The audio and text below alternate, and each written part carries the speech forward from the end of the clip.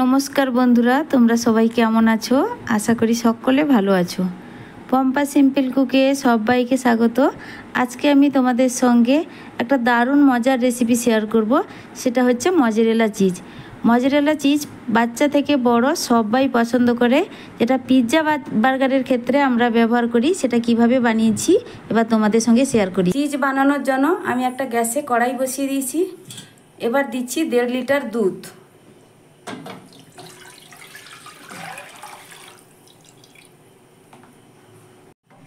দুধটা আমি এখানে ফুল ক্রিম দুধ নিয়েছি। এই মজেরেলা চিজের জন্য দুধটা কিন্তু ফুল ক্রিম হতে হবে।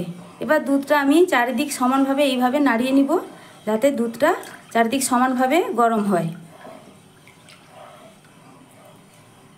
এতটা গরম হবে যাতে নিজের আঙ্গুল ডোবালে আঙ্গুলটা এই গরম সহ্য করতে পারে। এবার আমার দুধটা গরম হয়ে গেছে, আমি এবার গ্যাসটা বন্ধ করে দেব।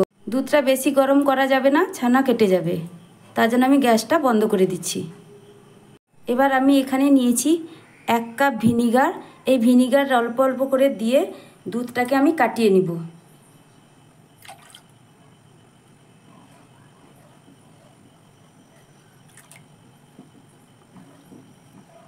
দেখো এখানে আস্তে আস্তে করে দুধটা আমার কেটে যাচ্ছে।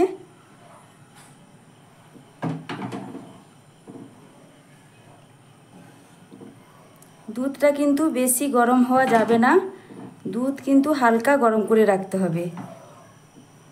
এই কথাটা মাথায় রেখে কাজটা করতে হবে, না হলে মজেরেলা চিজ ভালো হবে না।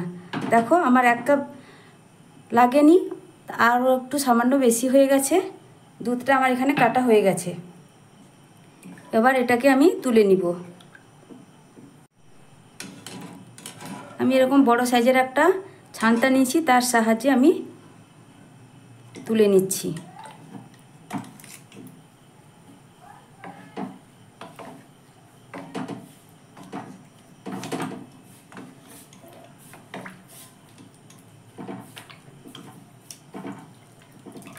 পুরো আমি দুধটাকে তুলে নিলাম। এখানে একটা পাত্রে আমি চিজটা নিয়ে নিয়েছি। এবার আমি নর্মাল টেম্পারেচারে থাকা জল ঢেলে ধুয়ে দিব। এই পরিষ্কার জলে 3 থেকে 4 বার এইভাবে ধুতে হবে। পারফেক্ট চিজ বানানোর জন্য এই প্রসেসটা জরুরি। এইভাবে ধুয়ে নিব। এই যে ঘোলাটে জল বেরোচ্ছে, এইটাকে বারবার আমি চেঞ্জ করে করে ধুয়ে নিব, যতক্ষণ না একটা পরিষ্কার জল বেরোচ্ছে। এবার এই জলটা আমি ফেলে দিব।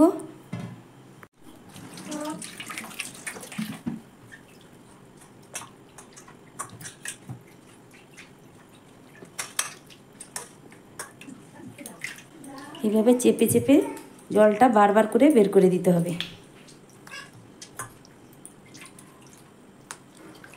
এখানে আমি একটা পাত্রে কিছুটা পরিমাণ গরম জল করতে বসিয়ে দিয়েছি। তাতে আমি দেব 1/2 চা চামচ লবণ।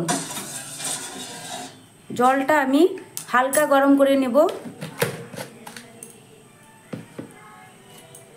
জলটা আমি ফুটাবো না, হালকা গরম করে নিলেই হবে।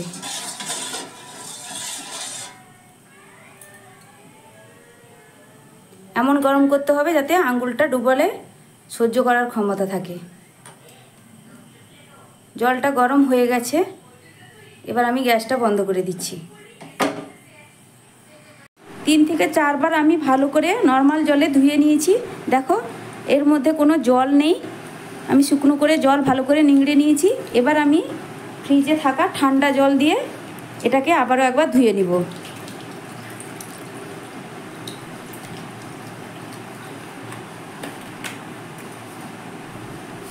এইভাবে চেপে চেপে হালকা করে, বেশি জোরে চাপলে হবে না, হালকা হালকা করে চেপে এইভাবে ধুয়ে নিতে হবে। 3 থেকে 4 বার আমি এইভাবে করব।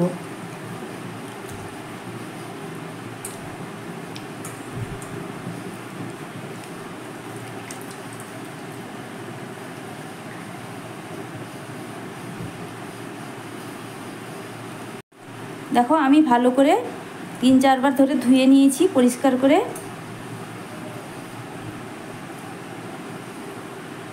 চেপে চেপে পুরো জলটাই আমি বের করে দিয়েছি। এবার এটাকে আমি গরম জলে ধুবো। এবার আমি নিয়েছি নুন মেশানো এই গরম জলটাই এতটা গরম আমি আঙুল ডোবাতে পারছি। এবার আমি চিজটাকে সেই গরম জলের মধ্যে দিয়ে দেব।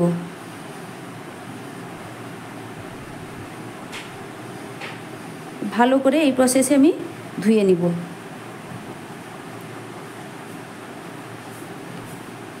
সঠিকভাবে করলে চিজটাও সুন্দরভাবে রেডি হবে। দেখো আমার ধোয়া হয়ে গেছে। এবার আমি এটাকে তুলে নিব।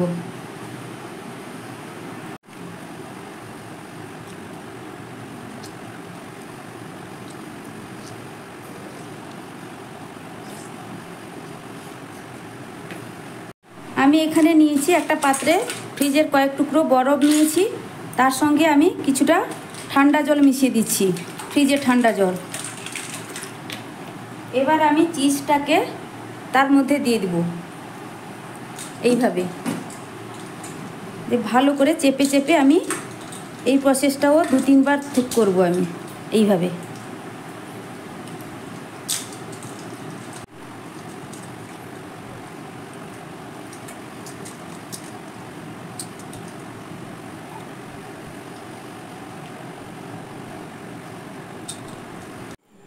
চিজটা থেকে আমি ভালো করে জল ঝরিয়ে নিয়েছি। এবার আমি একটা পেপারের ভেতর রেখে আমি ফ্রিজে 4 ঘন্টার জন্য রেখে দিব। এইভাবে একটা গার্ডার জড়িয়ে আমি রেখে দিব।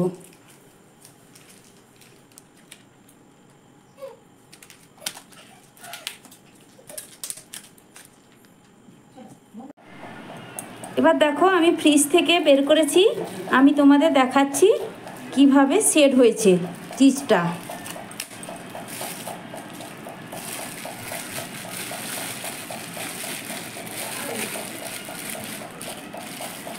দেখো সুন্দরভাবে সেট হয়ে গেছে।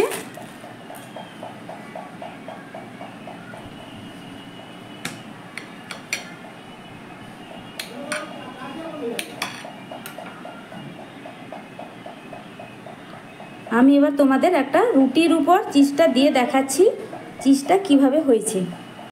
আমি একটা ফ্রাইং প্যান গ্যাসে বসিয়ে সামান্য একটু ঘি দিয়ে দিয়েছি। এবার আমি একটা ব্রেড নিয়েছি, ব্রেডের উপর টমেটো সস সামান্য এইভাবে লাগিয়ে দিব চারিদিক ছড়িয়ে। তারপর আমি ফ্রাইং প্যানে এই রুটিটা দিয়ে দিলাম।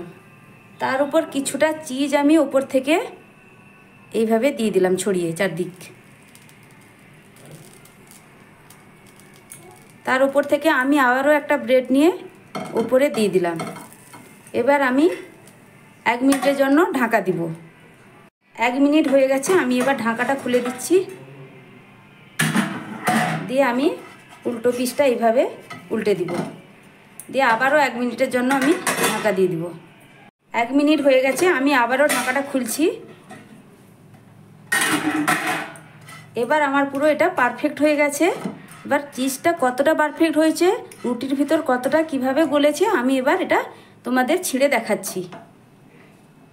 আমার এই হোমমেড মজরেলা চিজ তোমাদের কেমন লেগেছে কমেন্ট করে জানাবে।